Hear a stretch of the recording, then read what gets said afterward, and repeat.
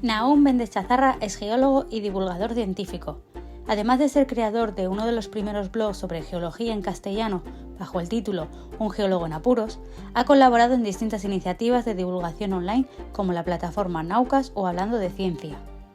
También ha escrito artículos para Muy Interesante y ha participado en algunos podcasts de Geocastaway. En televisión podemos ver a Nahum en Órbita Laica, donde se ha incorporado como colaborador de la sección de geología en la 7ª temporada. También hace divulgación en redes sociales, principalmente Twitter y Facebook. Además, tiene 4 libros publicados en los que hace divulgación de distintos aspectos de la geología a través de un lenguaje sencillo y adaptado para todos los públicos, incluidos aquellos que no han tenido un contacto directo con la ciencia.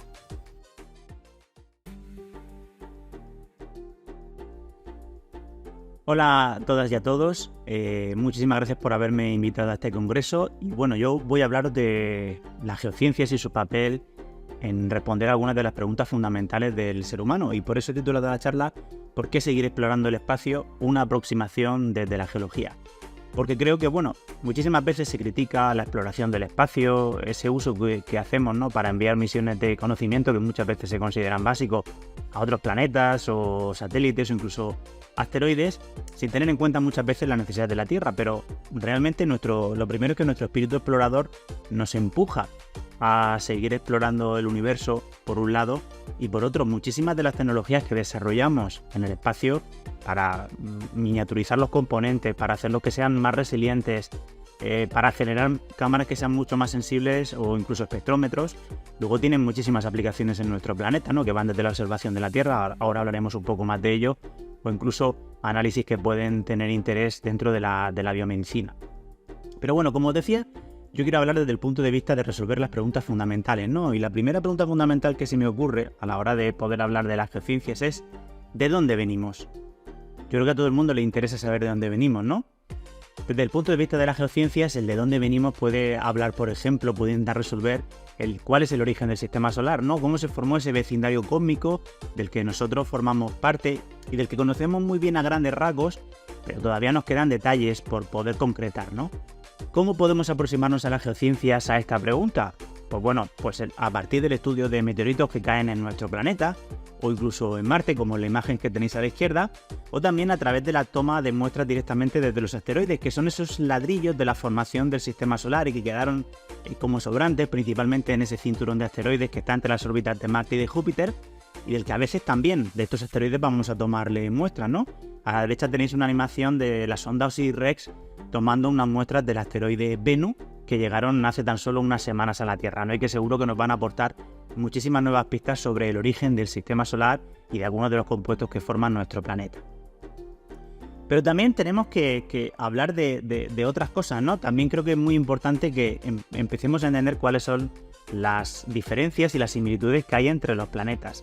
Es cierto que, por ejemplo, Venus y Marte probablemente al principio de su historia fueron lugares que se parecieron mucho a la Tierra, ¿no?, tal y como es hoy, lugares con una temperatura adecuada, con agua líquida en su superficie. Sin embargo, hoy son totalmente planetas opuestos, ¿no?, que la evolución les ha llevado a diverger completamente con respecto a la Tierra. Para ello, hoy en día hacemos uso de la planetología comparada. Al igual que existe en biología la anatomía comparada y que intenta comparar especies de animales vivas o también extintas, nosotros lo hacemos con los planetas, es decir, intentamos comparar qué procesos hay en esos lugares, porque los planetas, por ejemplo, unos tienen campos magnéticos y otros no, porque las atmósferas también pueden ser tan diferentes, ¿no? Eso tiene algo que ver con procesos que se producen en el interior de los planetas, tiene que ver con los procesos que se dan fuera, o incluso con la propia vida, ¿no?, como nuestro planeta, que ha sido también capaz de moldear la atmósfera de la Tierra. Y creo que es muy importante que a través de estas herramientas seamos capaces de seguir comprendiendo no solamente quiénes somos, ¿no?, desde este punto de vista, sino también cómo hemos evolucionado de una manera tan diferente. Y bueno, esta pregunta yo creo que también es muy importante. Creo que alguna vez cualquiera de nosotros nos hemos hecho la pregunta de quiénes somos realmente, ¿no? Y quiénes somos también se puede responder a partir de las geociencias, de la geología. Hoy en día sí que es cierto que sobre todo lo hacemos a través de la rama de la astrobiología, ¿no? Pero las geociencias pueden aportar detalles muy importantes sobre el origen de la vida en nuestro planeta, pero también fuera de ella. Por ejemplo, buscando marcadores en el registro geológico que nos indicaran el origen de la vida hace miles de millones de años, incluso qué ambientes pudieron fomentar precisamente este origen de la vida en nuestro planeta y que seguramente seamos capaces de descifrar, quizás no tan atrás porque todavía es muy difícil o quizás ni siquiera se conserven esas rocas, pero que seguro vamos a seguir alcanzando pistas cada vez más profundas en el tiempo que nos permitan comprender cuál fue ese origen de la vida en la Tierra. Pero sobre todo, también las geociencias nos pueden intentar ayudar a responder a si hay vida más allá de la Tierra. ¿Por qué? Porque a través de biomarcadores, a través del estudio de esos ambientes posibles que existen en otros lugares de nuestro sistema solar, sobre todo, que es lo que más cerca tenemos y que podemos estudiar con más detalle, pues bueno, a través de la geología siempre vamos a poder intentar descifrar esta pregunta. Pero para ello, ¿qué es lo que tenemos que buscar? Lo que nosotros llamamos ambientes habitables, ambientes adecuados para la vida, por lo menos tal y como la conocemos.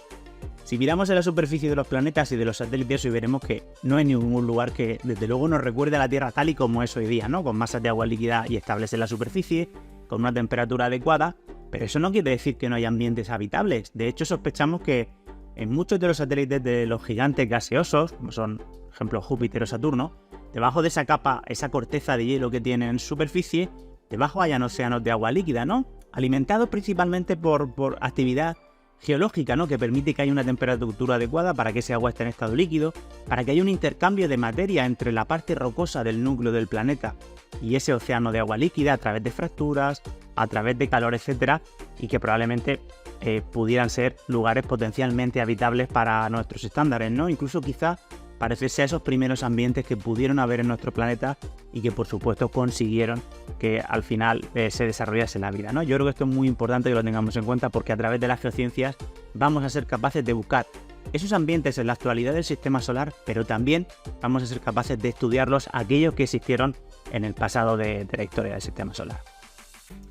Y por supuesto también es importante no solamente hablar del pasado, hablar del origen, de la evolución, de cómo hemos llegado hasta aquí, sino también de hacia dónde vamos a avanzar. Uno de los retos a los que nos enfrentamos hoy día y que son más importantes, por supuesto, es el calentamiento global, ¿no?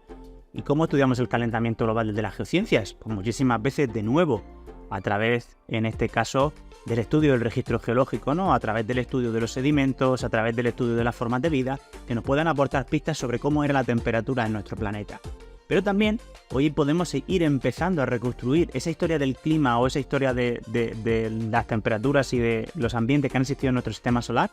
en otros lugares, por ejemplo Marte. En Marte hoy tenemos unos casquetes polares, ¿no? Y esto nos puede decir muy poco. Pero cuando pensamos en la Tierra, nosotros usamos el hielo, hacemos testigos del hielo, cavamos en las profundidades de los casquetes polares para intentar sacar esas acumulaciones de hielo y poder estudiar cuál ha sido la temperatura en nuestro planeta, cuáles serán los gases predominantes, si han ocurrido erupciones volcánicas, si han habido grandes advecciones de polvo que han cubierto la Tierra. Bueno, pues en Marte todavía no podemos llegar a esa profundidad, pero sí que hemos empezado a poder estudiar lo que son las capas que hay, o por lo menos conocer las capas más importantes que hay de hielo que se han acumulado, ¿no? Y quizá con esto podríamos empezar pues, a verificar nuestros modelos de evolución del clima, a poder ver si hay eventos que se pueden haber dado en un planeta como Marte y en la Tierra de una manera más o menos simultánea y que indiquen que también hay otro tipo de procesos a mayor escala que pueden influir en el clima de la Tierra. Y yo creo que esto es muy importante, ¿no? Sobre todo para que empecemos a pensar un poco en futuro, porque desde luego el reto climático es algo a lo que nos tenemos que enfrentar ya y bueno, quizá conociendo cómo es el clima en otros planetas y cuáles son los factores que influyen, también desde las geociencias podamos ayudar a intentar resolver esas cuestiones. También, sobre todo, nosotros mandamos al sistema solar misiones que pueden tener un futuro, que nos pueden, ayudar en un futuro a conocer y también a aplicar para la vida más allá de la Tierra, ¿no? Si en algún momento intentamos viajar, por ejemplo, a Marte, vamos a necesitar aprovechar los recursos que hay in situ. Recursos, por ejemplo, de la atmósfera, como por ejemplo extraer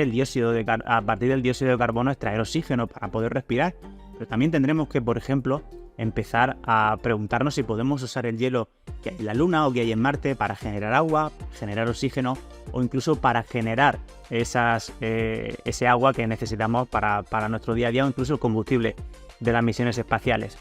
Para ello, pues tenemos que generar desde las geociencias esas cartografías que nos permitan conocer los puntos donde se encuentran los mayores yacimientos de hielo, y estos yacimientos de hielo más importantes me imagino que serán los que en un futuro podamos explotar si es que finalmente conseguimos dar ese salto más allá de la Tierra, ¿no? Y empezar a establecer bases permanentes pues en la Luna o en Marte, que son los lugares más cercanos que se me ocurren ahora mismo y que están más accesibles. Pero como he dicho al principio, yo creo que es importante que tengamos en cuenta que de las geociencias también podemos empezar a traer toda esa tecnología que hemos desarrollado para ir al espacio y para conocer mejor otros planetas, hacerlo también para la Tierra. No podemos olvidar que en nuestro planeta, pues también nos enfrentamos a otro tipo de retos, ¿no? La deforestación del Amazonas, los riesgos naturales, como pues las grandes inundaciones, los grandes temporales, las grandes borrascas, en fin, todo este tipo de cosas que ya podemos empezar a explorar desde el espacio, a ver desde los satélites, ¿no? A seguir temporalmente cómo funcionan, cuáles son los efectos que los desencadenan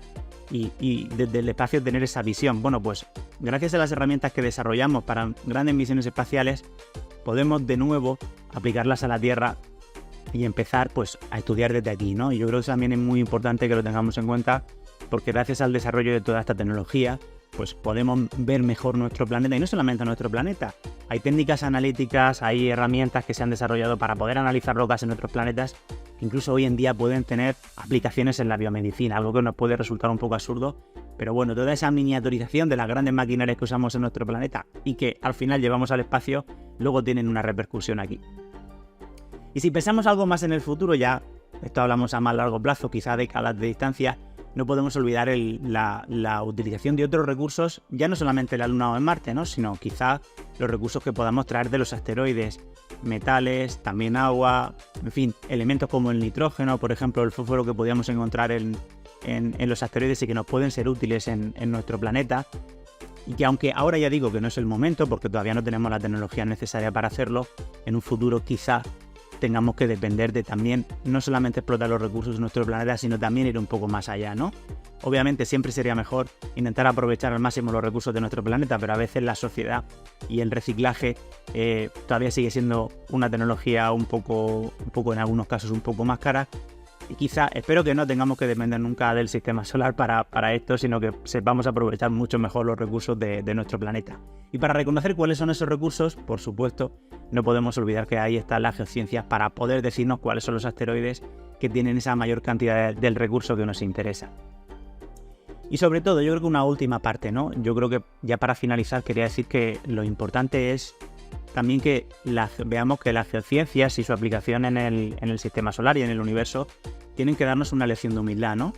Nuestra especie, si lo vemos a la escala temporal, es simplemente una de las múltiples especies que han aparecido en nuestro planeta, que han aparecido en un momento determinado y que no es ni más ni menos importante que otras especies que han aparecido en el universo. Pero si ampliamos todavía un poco más la escala y nos vamos a la escala de nuestro sistema solar, de la galaxia, nuestro planeta no es más que uno de los miles y miles de millones de planetas que existen alrededor de las miles y miles y millones de estrellas que hay en nuestra galaxia, en una de las miles y miles de millones de galaxias que existen en el universo, y que por lo tanto planetas como el nuestro de momento, a pesar de todos los planetas que ya conocemos alrededor de 3 estrellas, conocemos ya más de 5.000 exoplanetas, solamente hay uno al que podamos viajar y que tiene unas condiciones que son aptas para la vida, que es precisamente la Tierra, y que por lo tanto una lección que tenemos que aprender es que tenemos que seguir cuidándolo, tenemos que seguir mejorándolo y por supuesto tenemos que luchar para que nuestro planeta no solamente se mantenga para las próximas generaciones, sino que sea un planeta, dejemos un planeta mejor a las generaciones venideras y que bueno, pueda seguir viviendo en la Tierra por lo menos igual que nosotros hemos vivido hasta ahora.